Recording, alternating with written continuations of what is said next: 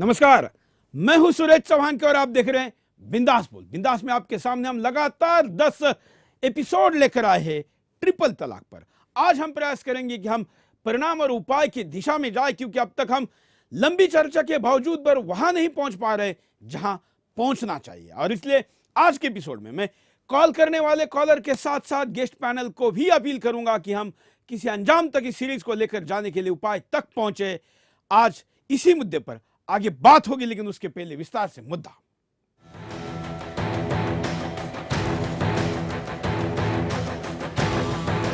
मुस्लिम महिलाएं अपने अधिकारों के लिए लड़ रही हैं, लेकिन मौलाना मुस्लिम महिलाओं को हक देने के पक्ष में नहीं। लेकिन अब महिलाएं जागरूक होने लगी हैं। महिलाएं अपने हक के लिए कोर्ट का सहारा ले रही हैं। ऐसे में इलाहाबाद हाई कोर्ट ने ट्रिपल तलाक पर सख्त टिप्पणी की। कोर्ट ने कहा कि ट्रिपल तलाक या मुस्लिम पुरुषों द्वारा सिर्फ 3 बार तलाक कहकर पत्नी को तलाक दे दिए जाने को असंवैधानिक बताया है और साथ ही कहा कि इससे महिला अधिकारों का हनन होता है। साथ ही हाईकोर्ट ने कहा कि कोई भी पर्सनल लॉ बोर्ड देश के संविधान से ऊपर नहीं हो सकता। हाईकोर्ट ने यह भी कहा कि किसी भी समुदाय के पर्सनल लॉ उन अधिकारों से ऊपर नहीं हो सकते जो प्रत्येक नागरिक को भारत के संविधान ने प्रदान किए। गौरतलब है कि 3 बार तलाक को चुनौती देने वाली याचिकाओं पर सुप्रीम कोर्ट में भी सुनवाई जारी है। मुस्लिम महिलाओं का आरोप है कि उन्हें फेसबुक, स्काइप और व्हाट्सएप के जरिए भी तलाक दिया जा रहा है। वहीं सुप्रीम कोर्ट ने केंद्र सरकार से भी ट्रिपल तलाक और कॉमन सिविल कोड पर राय मांगी थी। केंद्र सरकार के कुछ मंत्रियों ने भी कहा है कि ट्रिपल तलाक को जारी नहीं रखा जा सकता भारत में। महिला अधिकारों के लिए संघर्षरत कार्यकर्ता लंबे समय से मुस्लिम पर्सनल लॉ में बदलाव की मांग करते आ रहे हैं। उनके अनुसार मुस्लिम पर्सनल लॉ महिलाओं के प्रति भेदभाव करता है और समानता के अधिकार का उल्लंघन करता है। महिला कार्यकर्ताओं की मांग है कि एक ऐसा स्पष्ट कानून हो जो बहुविवाह, एक तरफा तलाक और बाल विवाह को अपराध घोषित करे। ये महिला कार्यकर्ता हलाला की प्रथा को भी खत्म करवाना चाहती हैं, जिसके तहत किसी महिला को तलाक के बाद अपने पूर्व पति से दोबारा शादी करने के लिए किसी अन्य पुरुष से विवाह और तलाक लेना अनिवार्य है। सुप्रीम कोर्ट में जिन याचिकाओं पर सुनवाई जारी है, उनमें जयपुर की 25 वर्षीय आफरीन रहमान की अर्जी भी शामिल है, जिनके पति ने उन्हें स्पीड पोस्ट के जरिए तलाक दे दिया था। वहीं भोपाल की एक महिला ने सुप्रीम कोर्ट के मुख्य न्यायाधीश को अपने खून से खत लिखा। महिला ने कहा है कि मेरे पति ने बिना किसी बात के मुझे 3 बार तलाक बोलकर घर से निकाल दिया। मेरी 1 साल की बेटी है, मेरे पास रोजगार का कोई साधन नहीं है। ऐसे में मुझे ट्रिपल तलाक से छुटकारा चाहिए। मैं पढ़ी लिखी हूँ, मुझे पहले मेरे पति ने नौकरी नहीं करने दी, अब मेरे पास अपनी बेटी के पालन पोषण के लिए कुछ भी नहीं है। मेरी बेटी भूखी मरने को मजबूर है। ऐसे में कई सवाल खड़े हो रहे हैं। क्या मुस्लिम मौलाना अपने आप को और अपनी सत्ता को बचाने के लिए महिलाओं को अधिकार नहीं देना चाहते? क्या भारत में मुस्लिम महिलाओं के मौलिक अधिकार नहीं है? क्या भारत में 2 कानूनों को मान्यता मिलनी चाहिए?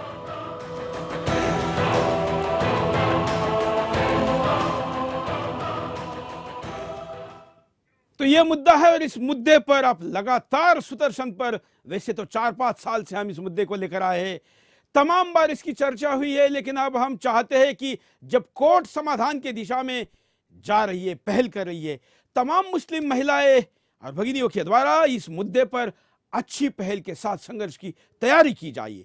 ऐसे में जो मुस्लिम धर्मगुरु है वो अगर आगे आते हैं और किसी नतीजे तक पहुंचते हैं, निर्णय तक पहुंचते हैं, तो कुछ लोगों को वो मौका नहीं मिलेगा जो धर्म पर आक्रमण या अतिक्रमण या हमले की या इस्लाम खतरे की बात कर कर सरकार के या न्यायालय के निर्णय के खिलाफ समाज को खड़ा करने का षड्यंत्र रचा जा सके। और इसलिए समाज के प्रबुद्ध वर्गों को, भले विभिन्न वर्ग या विभिन्न विचारों के क्यों ना हो, हमने इस मंच पर लाया है। हमारे साथ आज भी कली की तरह वो पैनल मौजूद है, कुछ थोड़े से बदलाव के साथ। हमारे साथ है मोहम्मद अफजाल जी, मुस्लिम राष्ट्रीय मंच के संयोजक हैं। हमारे साथ है बहन शबनम खान जी, हमारे साथ है बहन शिप्रा जुवेकर जी रण रागिनी समिति से है, और हमारे साथ है मोहम्मद सैयद अशरफ जिलानी जी। हम पांचों के साथ साथ आप भी अपने घर से फोन के द्वारा, स्काइप के द्वारा, सोशल मीडिया के द्वारा तमाम प्रकार से इस कार्यक्रम में सम्मिलित होकर अपनी प्रतिक्रियाओं को, इस कार्यक्रम को किसी निर्णय तक पहुंचाने के दिशा में लेके जा सकते। मैं पहले जिलानी जी के पास चलता हूं। जिलानी जी, हमने लगातार 10 एपिसोड भी किए, आप तीसरे एपिसोड में लगातार इस कार्यक्रम में जुड़े हुए हैं। हम चाहेंगे कि परिणाम की दिशा में और उपाय की दिशा में आज हम चर्चा करें, इसलिए स्थिति कारण पर आज नहीं करेंगे। अगर हम परिणामों की बात करें तो जो सोच आपकी है विरोध करने की, उससे आप क्या बुरे परिणाम देखते हैं, और जो सोच है आपकी समर्थन की, उसके आप क्या अच्छे परिणाम देख रहे हैं? जिलानी जी। सुरेश चौहाड़के जी, सबसे पहले आज तो मैं ये बताना चाहता हूं आपको कि आज अगर किसी भी मुद्दे पे अगर आज बहस हो रही है तो मेरी गुजारिश है कि जितने भी लोग हैं सब उसूल और ज़ाब्ते के हिसाब से ही आज बहस व मुबाहिसा करें। जब कोई बात करें तो वो उसके लिए दलील पेश करें, उसके लिए हवाला पेश करें। मैं आज पूरे मूड से बैठा हूं क्योंकि मैंने 2 दिन जो डिबेट किया है तलाक के ताल्लुक से, मेरा दिल मुतमईन नहीं है। जितने भी लोग आए हैं सबने अपनी बात तो कही है, लेकिन उसके साथ कोई दलील और कोई हवाला नहीं है। अल्हम्दुलिल्लाह आज अगर मैं आपके सामने आया हूं तो मुकम्मल दलील के साथ, मुकम्मल हवाले के साथ, और मैं गुजारिश करूंगा मोहम्मद अफजाल साहब से, जुबैकर साहब से, शबनम खान साहब से, और खास करके सुरेश चौहान के चेयरमैन साहब आपसे भी, क्योंकि अल्हम्दुलिल्लाह सुम्मा अल्हम्दुलिल्लाह एक आलिम बनने के 11 साल के बाद आलिम दीन बनता है, और उससे एतराज करने वाला कम से कम 14 साल पढ़ के आए, उसके बाद वो एतराज करे। खैर, आपका ये बहरहाल ये तो दूसरी बात है, लेकिन मैं जो आज आपने सवाल किया है, नहीं आप ये बात तो जिलानी जी, ये बात आप शबनम जी और मोहम्मद अफजाल जी से तो कर सकते हैं। हमें आप अगर कहे कि आप इस्लाम पढ़ के आओ तो ये शायद इतना संभव नहीं है ना। मुझे लगता है कि नहीं सर, मैंने ये नहीं कहा। मैं ये कहता हूं कि आप गैर जानिबदार बात करेंगे, सिर्फ आप किसी का सहारा नहीं लेंगे, किसी की तरफ से किसी की तरफदारी नहीं करेंगे। आपको ऐसा लगता है आपको जो अच्छा लग रहा है उस पर आप एतराज कीजिए, मैं उसका जवाब दूंगा, बिल्कुल, लेकिन वो उसूल और ज़ाब्ते के हिसाब से। बिल्कुल। आप ये मानते हैं कि हमने तीनों एपिसोड में आप ही को बुलाया, गेस्ट चेंज नहीं किया और आपको बोलने का पूरा मौका दिया? बेशक, शुक्रिया, जज़ाकल्लाह, मैं कद्र करता हूं आपकी। बिल्कुल। और इसलिए जिलानी जी हो या जो ऐसे दर्शक जो जिलानी जी से सहमत हो, मैं उनको वचन देता हूं, यह केवल टीआरपी खींचने के लिए 3 एपिसोड नहीं है।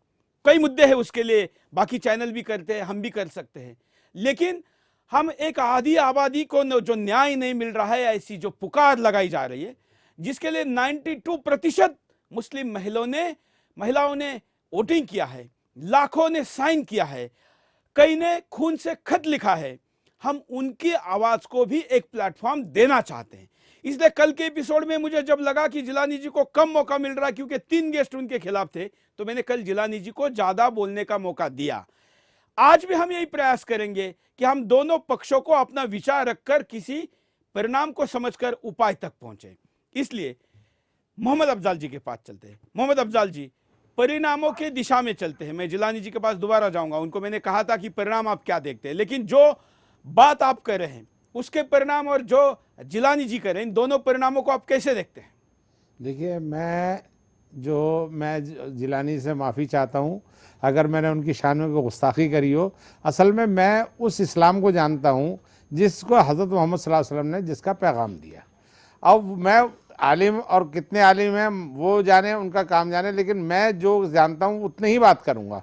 मैं ये जानता हूँ कि नबी करीम सल्लल्लाहु अलैहि वसल्लम ने जब कुरान करीम जो उन पर उतरा और उसमें कुरान करीम की दूसरे पारा, यानी जिसको हम कहते हैं अलिफ लाम मीम से शुरू होता है सूरह बकरा, वहाँ से लेके दूसरे पारे में तलाक के बारे में ज़िक्र है, जिसमें ये कहा है कि 3 बार तलाक तो होगी, लेकिन वो 3 अलग अलग महीने में होगी, 3 महीने के अंदर वो तलाक होगी।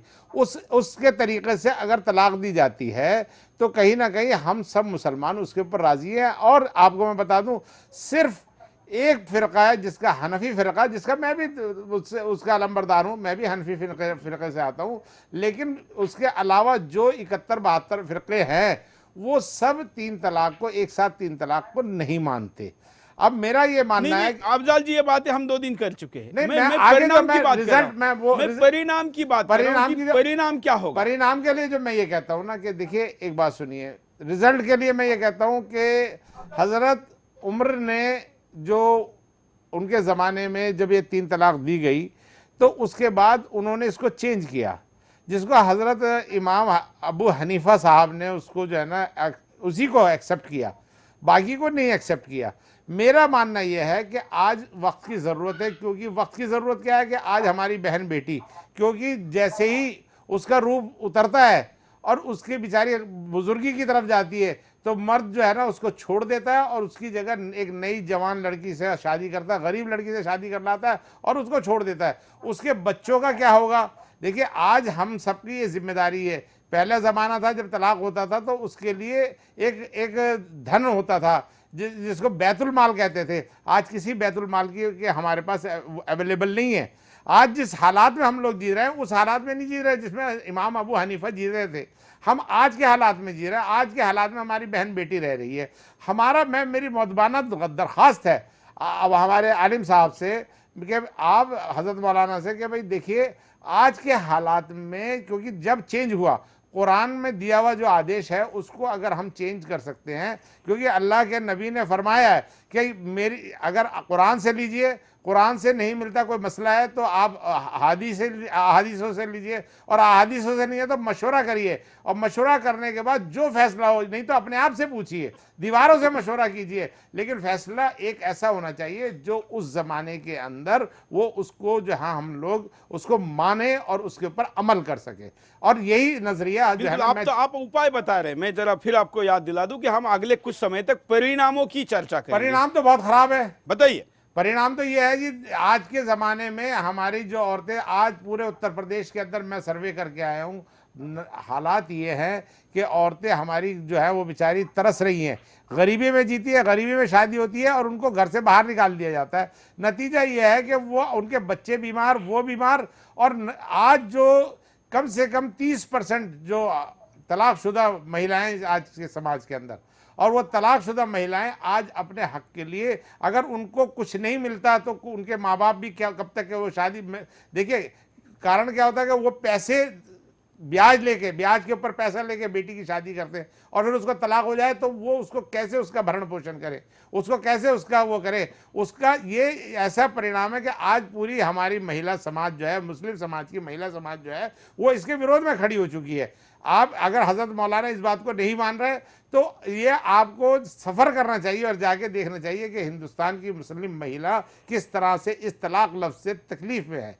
तो इस चीज़ को, ये परिणाम है, और इसका नतीजा ये होगा कि आगे चलकर कहीं ना कहीं हमारे समाज के अंदर एक बड़ा रेवोल्यूशन आ जाए। हो सकता है औरतें शादी भी ना करें, इस तरह के लोगों से पहले लिखवा लिया जाए कि तलाक देगा या नहीं देगा। इस तरह का आपके हमारे सामने रिजल्ट आने वाले हैं।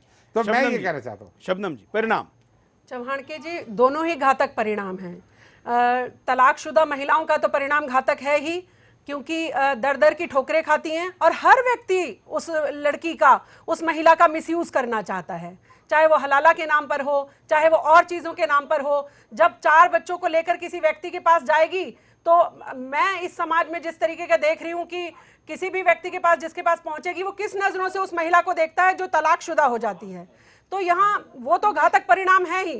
एक परिणाम और घातक है, अगर मौलानाओं ने इस तरीके की भाषा का इस्तेमाल बंद नहीं किया जो कुरान शरीफ और इस्लाम धर्म में नहीं लिखी हैं। मैं जिलानी भाई से मेरा कोई ना बैर है ना मेरा उनसे कोई झगड़ा है, मैं तो कुरान की रोशनी में चौहान के जी आपके माध्यम से सीधी सीधी बात कह रही हूं कि वहां पर नहीं लिखा, आप इंस्टेंट ट्रिपल तलाक को मना करने के लिए हाथ आगे बढ़ाइए ताकि महिलाओं को कानून के पास ना जाना पड़े।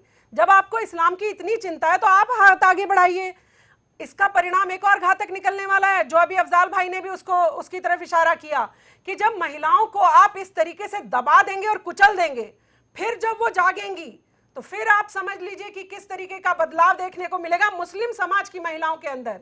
इसको भी आपको सोचना होगा, आपको वो ठेकेदारी से ऊपर हटना होगा। ठेकेदारी उपाय छोड़कर उपाय भी बाद थोड़ा में आते सोचना हैं, होगा। परिणाम लेते हैं। शिप्रा जी, देखिए, परिणाम तो इसके इतने बुरे हैं जिसके बारे में हमारे समाज को सबको सोचना चाहिए। सबसे पहली बात है कि भारत में सर्वोच्च स्थान पर संविधान को माना गया है। अगर इस प्रकार का ट्रिपल तलाक, जिसको ये कहने की जायज है, करना चाहिए, तो हमारे संविधान के खिलाफ हो गया ये। मतलब आप ही देखिए कि जो बांग्लादेश है, पाकिस्तान है, पाकिस्तान में 55 साल पहले ट्रिपल तलाक पर बैन हो गया था। तो आज भारतीय मुसलमान पाकिस्तान के मुसलमान से 55 साल पीछे हो गया है, यानी मुसलमान समाज पिछड़ गया है ना एक मामले में। तो एक तो ये एक समाज के लिए पिछड़ेपन की बात है, दूसरा महिलाओं पर अत्याचार हो रहा है। तो इस प्रकार देश का जो माहौल है वही खराब हो जाता है। इसके लिए हम यही चाहेंगे कि भारतीय संविधान को आप मान्यता दें, उसका आप आदर करें, और इस प्रकार आप ट्रिपल तलाक को मान्यता ना दें, और सुप्रीम कोर्ट को या आप जो इलाहाबाद कोर्ट ने जो बताया है उसको आप जरूर स्वीकार करें, उसका आप आदर करें, ये हमारा कहना है। जिलानी जी बोलिए। जिलानी जी बोलिए।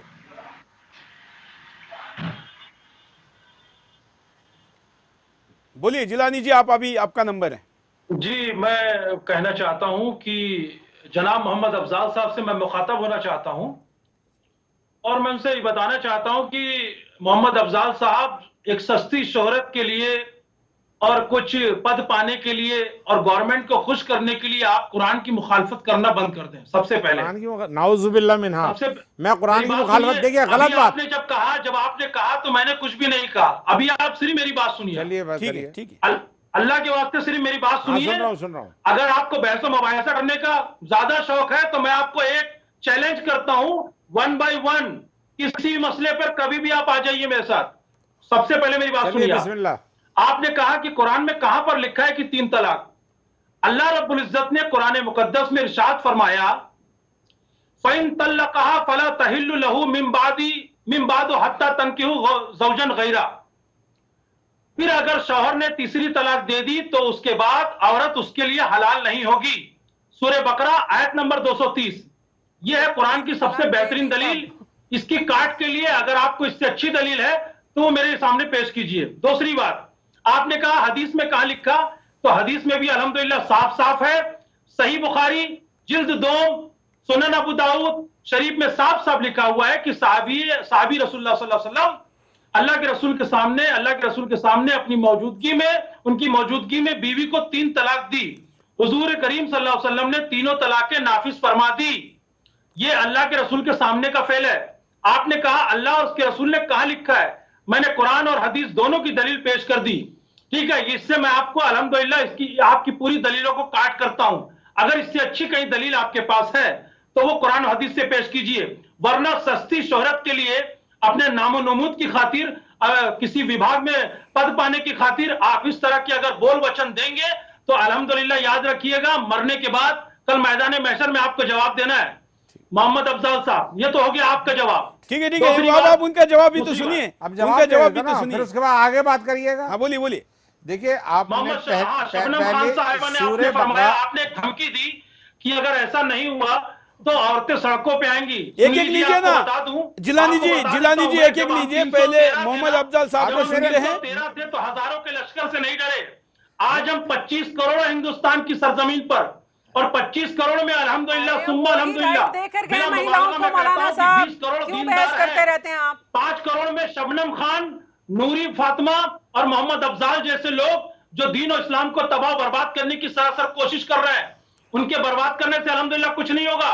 मैं दावत देता हूं आपको, आप रोड में आइए। मौलाना जो हमारे साथ खड़े हैं हम हाथ में वो भी वही सब कुरान शरीफ और आलिम फाजिल हैं, वो सब हम मौलाना दीन के लिए अपना सर कलम कराने के लिए बैठे हैं, हम हाथ में चूड़ी पहन के नहीं बैठे हैं। आपसे दावत देता हूं कि आप रोड में आइए, फिर हम भी कैसे आते हैं रोड में हम बताएंगे। आराम से मैं हूं ना, आराम से जवाब दे रहा हूं। कौन है हमसे ये कहने वाले कि रोड पर आइए? शबनम जी, अफजल जी रुकिए, एक मिनट अफजल जी रुकिए एक मिनट। शबनम जी कुछ बोल रहे हैं। चमाड़के जी, ये कौन होते हैं हमसे ये कहने वाले आप सड़कों पर आइए या मत आइए? अरे हमने कानून का दरवाजा खटखटाया, हमें मिल जाएगा न्याय।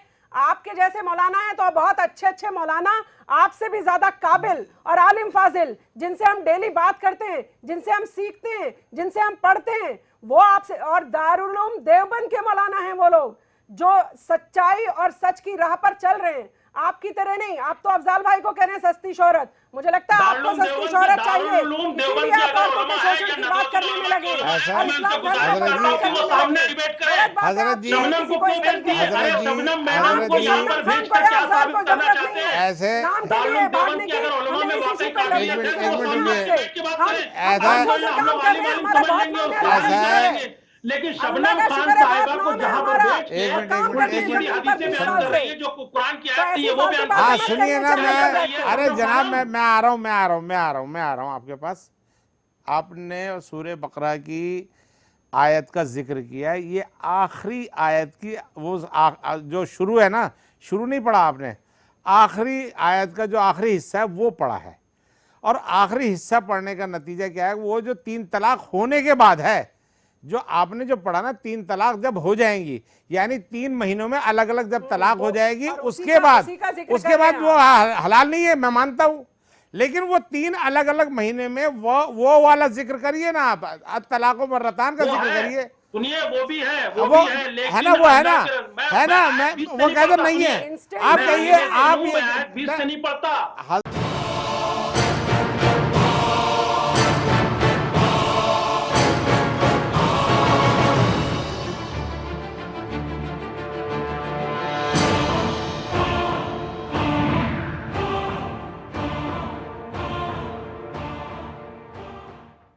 ब्रेक के बाद आपका एक फिर से स्वागत है। आप बिंदास बोल देख रहे हो और बिंदास में हम आपके सामने मुद्दा लेकर आए ट्रिपल तलाक का।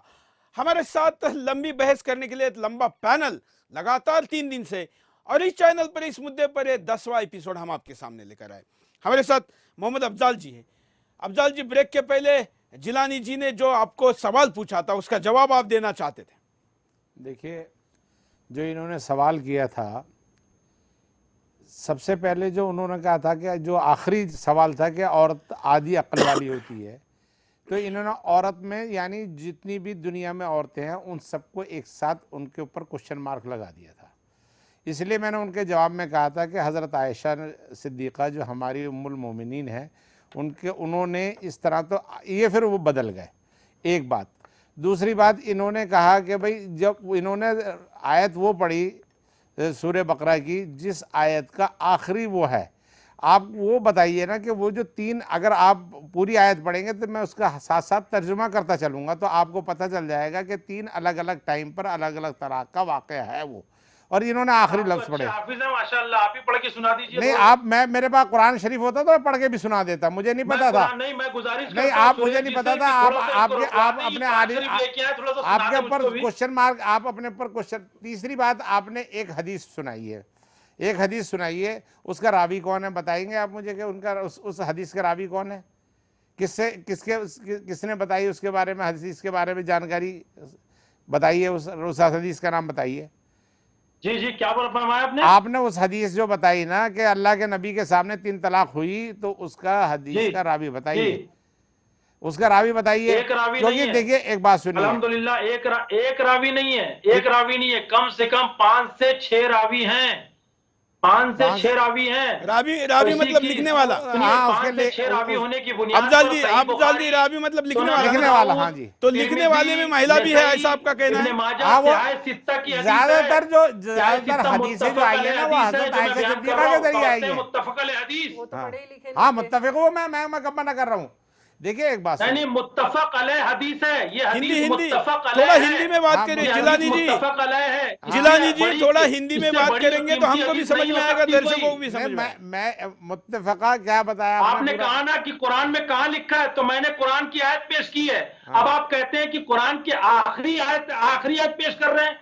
देखिए, राह फिरार अख्तियार करने से पहले 10 मरतबा सोचिए नहीं कर रहा कि आपकी बहस किसी ऐसा आलिम राय दीन से फरार हो रही है, अख्तियार मैं चौहान किसी के फकीर जिसे से नहीं कहूंगा, हो रही है, ऐसा किसी अबू चौहान जहल से नहीं हो रही है। चौहान के आपकी जिसे बहस कहूंगा कि किसी कल आलिम कुरान दीन से हो रही है, करीम लेके जो आपको आऊंगा छोड़ेगा मैं। नहीं राय कभी। फरार नहीं, राय फरार आप मैदान अख्तियार में कर रहे हैं। आपको कुरान चाहिए तो कुरान अभी सुदर्शन में उपलब्ध है, बाइबल भी है, कुरान भी है, मैं गीता है। आपको बता दूंगा, मैं पीसीआर में कहूंगा कि उर्दू कुरान अभी तर्जुमा- उपलब्ध किया जाए। उसका मैं कल उर्दू तर्जुमे वाला कुरान लेके आऊंगा, हिंदी तर्जुमे वाला कुरान लेके आऊंगा, और वो मैं इनको सुनाऊंगा। मैं बिना पढ़े बात नहीं कर रहा इनसे, मैं आपसे बिना पढ़े बात नहीं कर रहा। आप और उसकी आप बेहतरीन जो तफसीर फायदा आपको मिल मिल जाती है, जाएगी। आप उसका तर्जुमा वैसे ही करते आप हैं। एक बात सुनिए, मेरी बात समझ लीजिए, अल्लाह के वास्ते मैं आपसे गुजारिश कर रहा हूं कि आप जो है ना ऐसी बातें करके लेके आएंगे तो आप फिर मुझे दिखाइए कि ये कुरान के ऊपर ये हदीस है, फला जगह लिखी है और ये किताब है, मुझे चलिए लिख उसमें के एक मैंने अलग कहा से ना, एपिसोड पहले करेंगे, हदीस शरीफ, आज एक सही अलग से बुखारी एपिसोड शरीफ, करेंगे। हम परिणामों जिल्द की बात 2, कर रहे थे, नहीं, परिणाम देखिए, परिणामों ये की बात कर रहे देखिए, परिणाम, और परिणाम हमको अगले 5 मिनट में परिणाम की बात करके उपाय की दिशा में भी जाना है।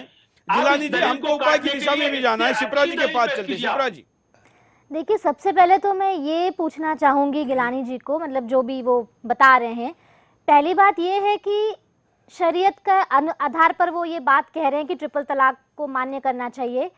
पाकिस्तान, बांग्लादेश में ट्रिपल तलाक बैन है, तो चौहान के जी, तो मुझे बताइए कि वहाँ तो वो इस्लामिक राष्ट्र है, भारत एक धर्मनिरपेक्ष सेक्युलर राष्ट्र है, तो यहाँ पर अगर ये बता रहे हैं कि ट्रिपल तलाक बैन नहीं हो सकता, तो कौन सा इस्लाम हम सही माने? हम पाकिस्तान के इस्लाम को सही माने या इनके इस्लाम को सही माने?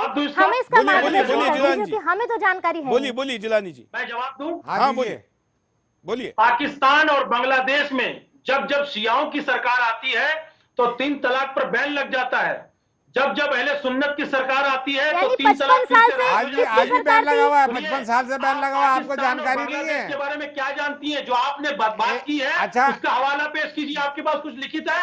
एक बात सुनिए, आपके लिखित, पास कुछ लिखित है? अब एक बात सुनिए, एक बात सर, सुनिए, गूगल पे जाइए, सब आप आपको मिल एक बात जाएगा, आप तो सुनिए, सब बात अहले का हदीस हवाला मानते मांगने हैं? बैठे हैं। तो आप गूगल का सुनिए। चले, आप जो बोल रहे हैं उसका तो हवाला दे दीजिए। सारी किताब आपसे को एक बात बोलने सुनिए, पर भी चलेगा, पूरा वर्ल्ड आप देख रहा है। अहले हदीस को मुसलमान मानते हैं या नहीं मानते? अहले हदीस को मैं मुसलमान, मुसलमान, सुनिए, अहले हदीस को, अहले कुरान को उसी हद तक मुसलमान मानता हूं कि अगर वो अल्लाह, उसके रसूल और शरीयत और बुजुर्गों को दामन और असला सल्फे सालिहीन का दामन थामे क्या हुए तब तक, आप 3 जब अगर तलाक इमाम को, आजम अबू हनीफा से लेकर अल्लाह रब्बुल इज्जत से लेकर मुहद्दिसीन मुफस्सिरीन तक अगर किसी पर एक भी जाब्ता टूटा, एक भी सिलसिला टूटा, तो मैं उसको मुसलमान नहीं समझता। बस ये कहते थे अहले हदीस मुसलमान नहीं है ना, वो तो जाब्ता टूट अहले गया। हदीस गुमराह फिरका है, अहले गुमराह हदीस फिरका। गुमराह फिरका है। अगर और- अहले हदीस और गुमराह उसके फिरका ना अलावा होता तो डॉक्टर शिया जाकिर भी नायक गुमराह आतंकी फिरका ना है, होता। अहले हदीस भी गुमराह डॉक्टर फिरका, जाकिर सारे नायक मुसलमान अहले गुमराह। हदीस है। तो इस्लाम का सऊदी प्रचार अरब करने के लिए नहीं, मौलाना सऊदी बने हो कि अरबिया इस्लाम वाले को उनको हज समेटने करने के के लिए लिए क्यों मौलाना बने बुलाते? हो आप? अपने यहाँ हज करने के लिए क्यों बुलाते हैं गुमराह सारे करने? लोगों को वो खुद छोड़ भी कर भी इस्लाम को ऐसा, खत्म जो करना सऊदी है। अरबिया का आपको पता है, जो डॉक्टर जाकिर नायक अहले हदीस है मैं और आप भी आपसे उसके फॉलोअर मैं मालूम आपसे होते हैं। पूछता हूँ, जाकिर नायक के आप दोस्त जिस हैं क्या, ये मस्जिद में उसी का नाम जाते हो, लेते रहते हैं? आप काबतुल्लाह के अंदर जाते हो, जिस मस्जिद में जाते हो वहाँ का इमाम अहले हदीस है, मैं आपको बता रहा हूँ। और तो मैं उसके पीछे नमाज उनकी नहीं पढ़ता। तकलीफ, मैं काबे के इमाम के पीछे नमाज नहीं पढ़ता। ये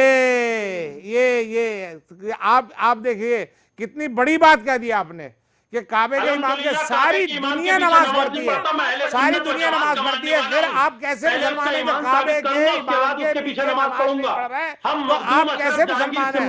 आप तो मुसलमान हैं, आपने आपसे तो बहस में बात करने में बेकार हो गए, आपने तो खुल गई आपकी पोल, आपकी पोल खुल गई, उनके पीछे जान देंगे मगर ईमान न आपकी जाने पोल खुल देंगे। गई। मौलाना के पीछे नमाज आपने नहीं ये पढ़ते। कितनी जबरदस्त, ऐसा एक बात सुनिए, फिर आपने हज किया है? आपने हज किया है या नहीं किया? और अगर आपने हज किया तो आपका हज नहीं हुआ, दोबारा करिए, आपका हज नहीं हुआ। अच्छा, और जब जिस अच्छा, मर्तबा भी जाओगे ना, काबे के जिस इमाम के मर्तबे भी पीछे जाओगे, नमाज नहीं पढ़ूंगा, हज नहीं होगा। ऐसा कैसे आप नहीं? क्या आप बोल रहे हैं, समझ में आ रही है ऐसा आपको? काबतुल्लाह के इमाम के पीछे नमाज पढ़ी जाके आपने नहीं पढ़ी तो ना? काबे के इमाम के पीछे हाँ, नमाज नहीं पढ़ी आपने? कहाँ पढ़ी आपने नमाजें? आज आपने मस्जिद नबी में कहाँ नमाज पढ़ी, बताइए ना? आपने मस्जिद नबी में कहाँ नमाज पढ़ी, वो बता दीजिए। आप समझ वो गए? इमाम के पीछे तो पड़ी है अब हम आपने। समझ गए किसकी अकल बुद्धि छोटी है, अब हमें समझ आ गया। चलिए, आपकी इस बात वो से। हमारे साथ टेक्निकल कारणों से अभी जुड़े नहीं है, तब तक हम अबू आजमी जो एक समाजवादी पार्टी का मुस्लिम नेता है, उनका क्या कहना है देख लेते हैं। ये रिलीजियस मामला है, मुसलमानों के पर्सनल लॉ से लगा हुआ है। और लेकिन मैं ये कहना चाहता हूँ कि इसमें जो है संविधान देश का और शरीयत और कुरान शरीफ दोनों एक अलग चीज़ है। मैं पूछूं कि भाई हिंदू भाई मंदिर में पूजा नहीं कर सकता है, हिंदू भाई अपने मुर्दों को जला नहीं सकते हैं, एक अलग कानून बन जाए, तो फिर मैं पूछूंगा उन हिंदू भाइयों से कि देश का संविधान बड़ा है या तुम्हारे धर्म का संविधान बड़ा है? तो उनका जो जवाब होगा वही मेरा जवाब भी है। मैं कहना चाहता हूं कि धर्म इस्लाम मज़हब पैदा होने से मरने तक के लिए दुनिया बनी, जब से इस्लाम आया 1400 साल पहले से रहती दुनिया तक के लिए एक कानून बना दिया गया, इस्लामिक कानून, उसमें अमेंडमेंट हम बर्दाश्त नहीं कर सकते हैं, हम उस कानून पर चलना चाहते हैं। शाइस्ता अंबर जो पर्सनल लॉ बोर्ड की सदस्य है, वो क्या कहती है, देखिए।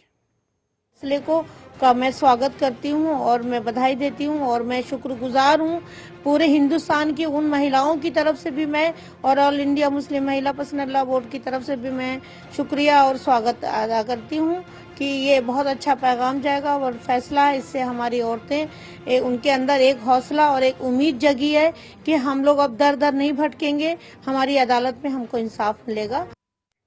शबनम जी के पास चलते। शबनम जी, अभी अबू आजमी की बाइट आपने सुनी। चव्हाणके जी, अबू आसिम आजमी को तो मुझे लगता है पॉलिटिकल लीडर होने के नाते एक अच्छा बड़ा मैसेज देना चाहिए था मुस्लिम समुदाय को, जिससे इस तरीके के मौलाना और इस तरीके के पुरुष वर्ग पर अंकुश लग सके। लेकिन मुझे लगता है वो भी कहीं ना कहीं उसी भक्ति में लीन है जो एक तबका इस तरीके की चीजों को बढ़ावा दे रहा है। और आप नेताओं से, कई नेताओं से मैं ऐसी इच्छा भी रखती हूँ, लेकिन कई नेताओं से मुझे ऐसी आशा भी रहती है वो ऐसी ही भाषा का इस्तेमाल करेंगे, क्योंकि ये 2-3 शादियां और इस सब को तो मजाक समझते हैं, तो शायद इनके लिए ये खेल। बिल्कुल। और उन्होंने जो हिंदू को जलाने वाली बात की वो भी बेतुकी है, उसका तो किसी ने कभी जिक्र नहीं किया है। शिप्रा जी और चव्हाणके जी, जब हम मुस्लिम समुदाय की बात कर रहे हैं तो हिंदू धर्म की जब बात आएगी उनका वो जानेंगे, फिर हम जब चर्चा में बैठेंगे उन पर भी चर्चा करेंगे। आज विषय है सबसे बड़ा इंस्टेंट ट्रिपल तलाक का, और आप महिलाओं की आवाज ना दबा सकेंगे ना कुचल सकेंगे, क्योंकि माननीय न्यायालय का दरवाजा अब औरतों को खटखटाना ही पड़ा। जब मुस्लिम पर्सनल लॉ बोर्ड हाथ खड़े करके खड़ा हो गया कि नहीं, हम तो उसी वाली लाइन पर दौड़ेंगे, और सिर्फ इसमें कहीं कुछ लिखा नहीं है, लेकिन सिर्फ और सिर्फ इनकी जो बपौती थी औरतें, जो ये औरतों को अपने अंडर प्रेशर में रखने का काम किया करते थे और खुदा का खौफ हमें दिखाया करते थे कि देखिए अगर आपने हमारी बात नहीं मानी मौलानाओं की तो हम खुदा आपको गर्क कर देगा। तो आज हम लोग जाग गए, मेरा खुदा जाने और मैं जानूं, ऐसे मौलानाओं की ना शबनम खान ने कभी परवाह करी और ना मुस्लिम समाज की महिलाएं परवाह कर रही हैं। ये इसका बड़ा उदाहरण है जब महिलाओं ने कानून का दरवाजा खटखटाया है। इनको अपनी कुर्सियां डावाडोल होती नजर आ रही हैं। इनको पता चल रहा है कि वो छोटी बच्ची 15 साल की को भी बुद्धू बना लिया करते थे, वो 25 साल 21 साल वाली को भी छोड़ दिया करते थे, 50 साल की बूढ़ी औरत हो गई। ये मैं आपको 1000 केसेस दिखा दूं चव्हाणके जी, और उत्तर प्रदेश के तो जहां के मौलाना साहब होंगे वहां पर भी मैं आपको बहुत सारे, हर तीसरे घर 50 साल की बूढ़ी औरत हो गई, औरत बुढ़िया लगने लगी, ये जवानी समझते रहे अपने आप को,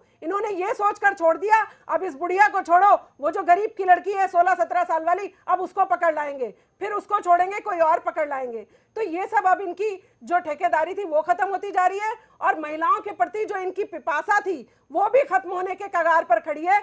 यही एक बड़ा कारण है जो इस तरीके के मौलाना बकबक करते घूम रहे हैं, वरना एक बड़े मौलानाओं का तबका चव्हाणके जी वो भी महिलाओं के साथ स्टैंड ले रहा है आज। और मैं गर्व से आपके माध्यम से, सुदर्शन चैनल के माध्यम से बता रही हूँ, उनको तो हमारी बैकग्राउंड नहीं पता कि हम खुद कितने साल से काम कर रहे हैं और हमारे पिता कैसे अपने देश के लिए जान लड़ा कर आए, तो उनकी बातों का बुरा नहीं मानना। हमें जो हमने काम अपने सर लिया है हम उसे अंजाम देंगे, और एक दिन चव्हाणके जी स्वर्णिम अक्षरों में लिखा जाएगा जो महिलाएं इस ट्रिपल तलाक से मुक्ति दिलाकर जाएंगी, क्योंकि हम जानते हैं बहन बेटियों को कितनी तकलीफ है, कैसे सड़कों पर वो धक्के खा रही हैं। बिल्कुल, हम कुछ कॉलर को भी लेंगे, लेकिन परिणाम देख लेते हैं जो अब तक आपने भेजे हैं वो क्या है।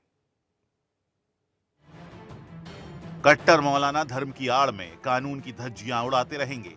एक पति अपनी पत्नी से गुस्से में कहता है 3 बार तलाक तलाक और पत्नी को अपने से अलग कर देता है, लेकिन बाद में जब उसका गुस्सा शांत हो जाता है तो उसे एहसास होता है कि उससे कितनी बड़ी गलती हो गई।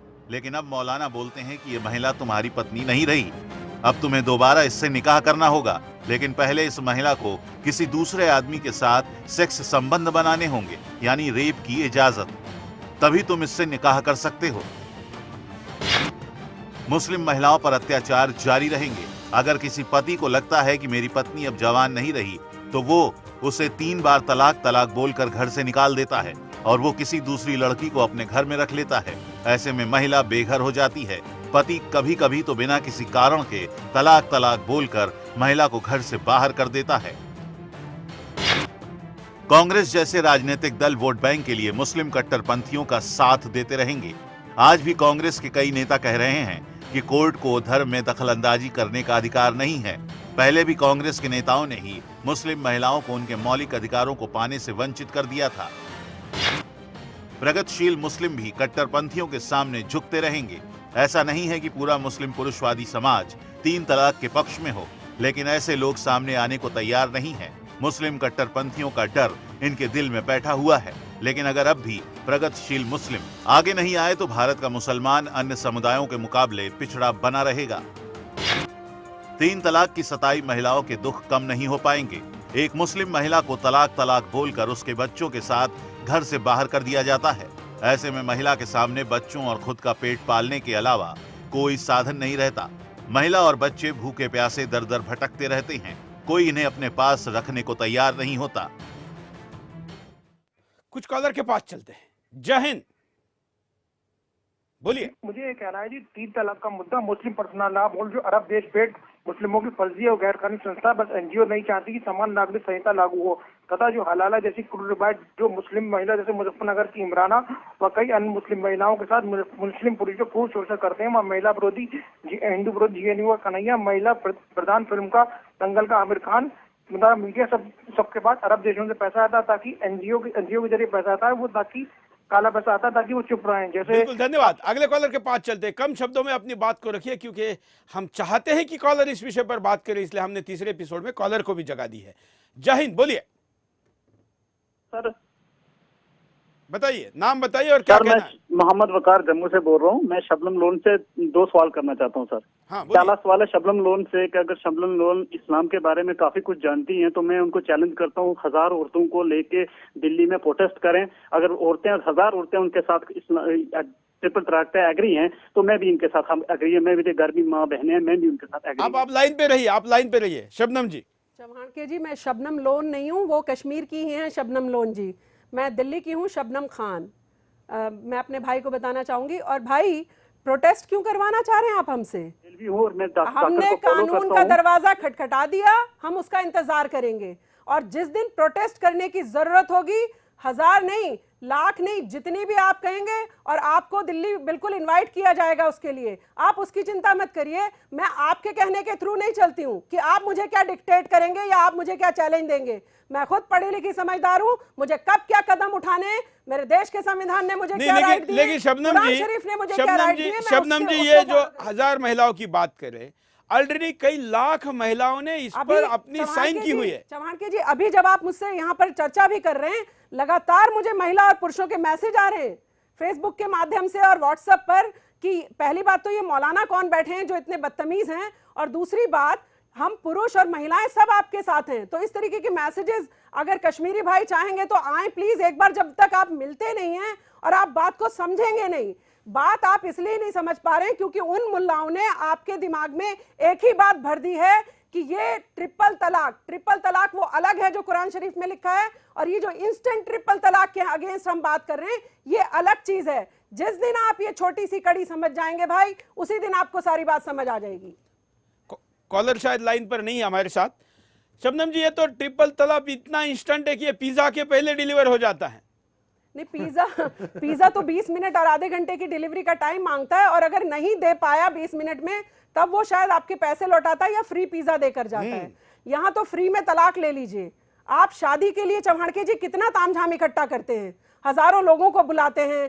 दहेज के मामले में जब आप बात करेंगे तो आजकल देखते हैं आप किस तरीके से पूरा दहेज दे दीजिए, बेटी तो दीजिए ही, साथ में तामझाम भी लेकर आइए। ये सब चीजें जब हम करते हैं तब तो आपको पूरा देश देखे और आपकी शान शौकत भी बरकरार रखे लड़की वाला। और जब आप उसकी बेटी को छोड़ेंगे तो आपको जरा दर्द नहीं आएगा। आप उसकी बेटी को कोने में ले जाके छोड़ देंगे, आप उसकी बेटी को फोन पे छोड़ देंगे, आप उसकी बेटी को मेल पे छोड़ देंगे।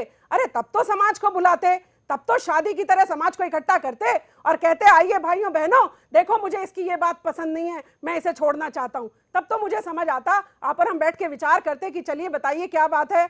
लेकिन जब छोड़ना हो तो मेल है, फोन है, और जब शादी करनी हो तो लाइए, तामझाम भी लाइए, लाखों रुपया भी लाइए, और वो बेड और बिस्तर और सामान भी लेकर आइए। तब आपको शर्म नहीं आती है? वैसे हुजूर के फॉलोअर बनते हैं, प्रोफेट मोहम्मद के फॉलोअर हो आप लोग। कैसे फॉलोअर हो? तब तो आप नहीं कहते कि एक चटाई और लोटा ही दे दीजिए दहेज में।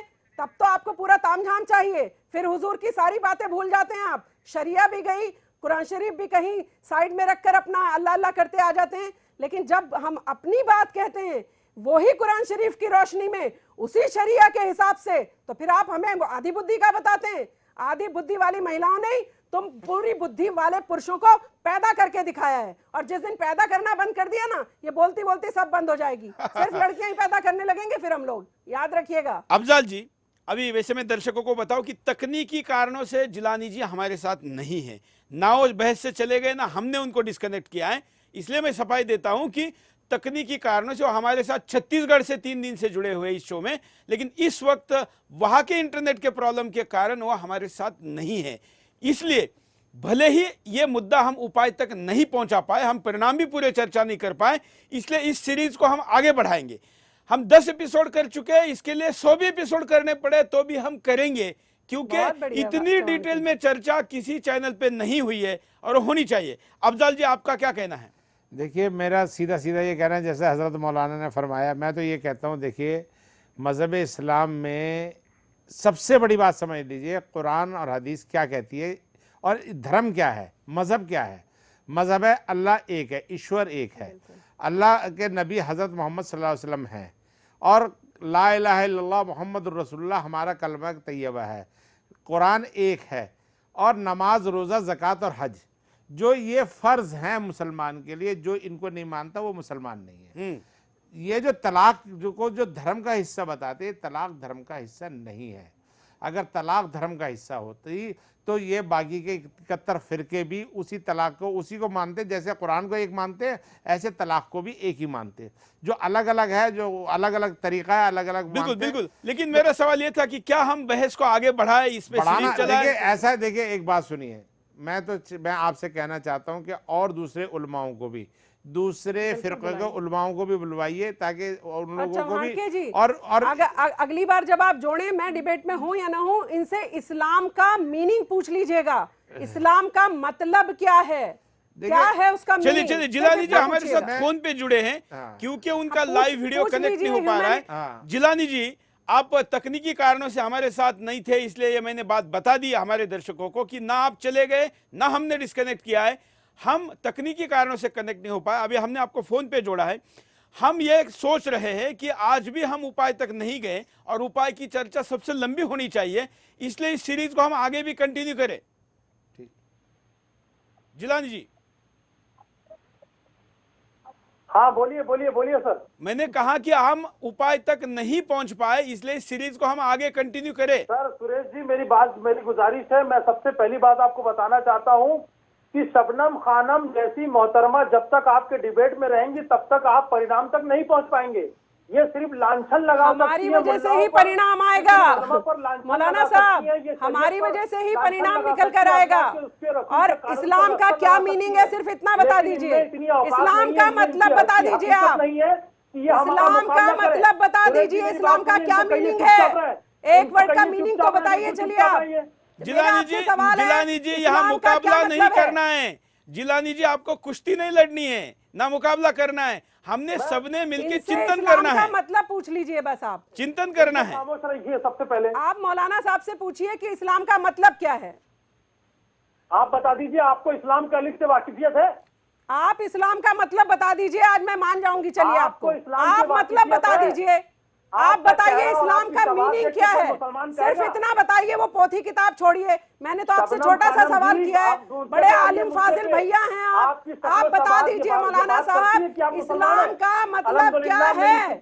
मैं तो बताऊंगी फिर आपको, अल्लाह के हुक्म से मैं तो बताऊंगी, आप बताइए। मैं तो आपसे पूछ रही हूँ, इस्लाम का मतलब बता दीजिए बस, सिर्फ मुझे एक सवाल का जवाब दे दीजिए, इस्लाम का मतलब क्या है। अच्छा, इस्लाम का मतलब सुनिए, इस्लाम का मतलब होता है सलामती, सलामती वाला मजहब, ह्यूमैनिटी, ह्यूमैनिटी इसका मतलब है इस्लाम का, समझे। इंसानियत, सलामती नहीं है, इंसानियत है। चलिए हम क्या करेंगे, हम ऐसा करते हैं, हम ऐसा कहते हैं जिलानी जी, हम आपको दिल्ली बुला लेते हैं, और हमारे दिल्ली के स्टूडियो में आप कुरान को लेके आइए, हम भी यहाँ पर कुछ और उलेमाओं को या मौलाना को, जो भी आपके धर्मगुरु होंगे, उनको भी बुलाते हैं, देवबंदी को कुछ बुलाते हैं, कुछ क्या क्या होते हैं अफजाल जी? देवबंदी है, अहले हदीस है, अहले हदीस है, देवबंदी है। हाँ। देवबंदी वो भी कहते हैं मैं हनफी हूँ, और ये भी साहब कहते हैं ये भी हनफी है। जो काबे के इमाम को नहीं मानते वो कैसे मुसलमान है? नहीं तो मुसलमानों में कितनी कैटेगरी होती है? 72 फिरके हैं चमार के। शिया उलमा है। नहीं, कितने फिरके होते हैं? 72 फिरके हैं। यहाँ पे हमें कम से कम 10 फिरके मिल जाएंगे। तो एक फिरके वाले ने भी आपको एक एपिसोड तक पहुंचने नहीं दिया।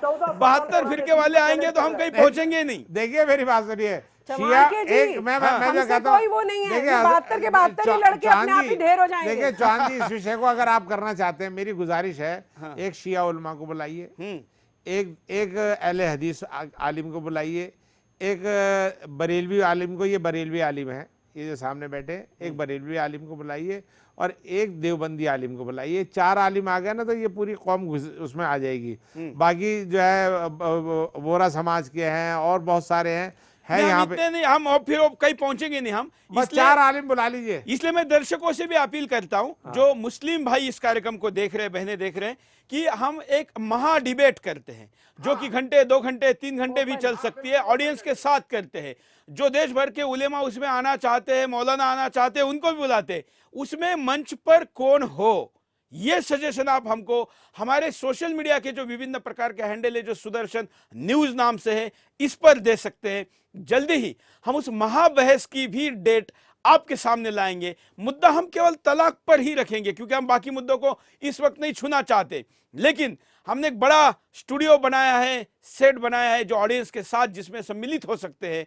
हम दर्शकों के साथ उस स्टूडियो में, सेट पर इस चर्चा को करेंगे। कार्यक्रम के आखिर में मैं चारों अतिथियों का आभारी हूं कि आपने आज के इस एपिसोड में समय दिया, और आगे भी आपसे अपेक्षा रहेगी कि इस सीरीज में, इस कैंपेन में हम किसी नतीजे तक पहुंचे, उपाय तक पहुंचे, और देश के कोर्ट, एनजीओ, सरकार को भी सलाह देने तक हम कोई चिंतन कर सके। इसलिए आने वाले दिनों के एपिसोड में भी सम्मिलित हो। आज के लिए इतना ही। जय हिंद।